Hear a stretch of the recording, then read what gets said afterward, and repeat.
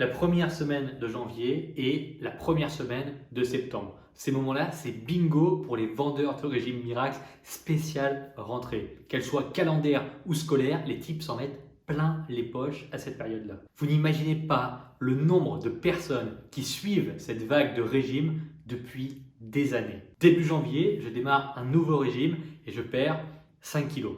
Et puis, bon, je reprends tout avant fin avril. Mais heureusement, début septembre, je démarre un nouveau régime spécial rentrée scolaire. Je perds 6 kilos et je reprends tout avant fin octobre. C'est devenu normal de monter, descendre en fonction de ce rythme bien connu. Régime du mois de janvier, reprise du mois de mars, régime du mois de septembre, reprise avant la fin de l'année.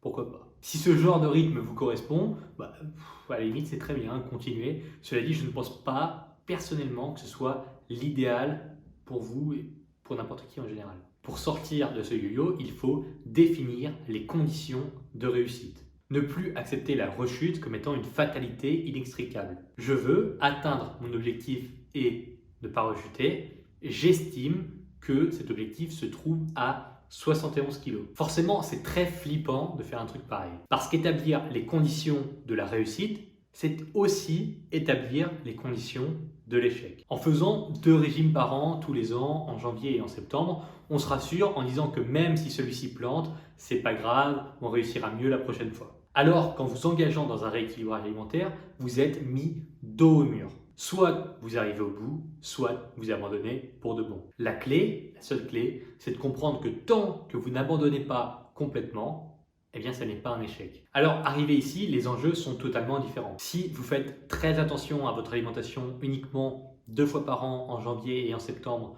pour maigrir le plus vite possible et atteindre un objectif qui n'est pas clairement défini, à nouveau, c'est votre choix. Mais vous devez accepter qu'avec ce genre de comportement, vous rechuterez systématiquement à chaque fois. Et c'est logique. L'état d'esprit, j'ai du poids à perdre, je veux maigrir le plus vite possible en faisant un régime pour pouvoir remanger et revivre comme avant, c'est nul. La finalité dans ce cas précis, ça n'est pas de se transformer pour vivre mieux. C'est juste perdre du poids et revivre comme avant.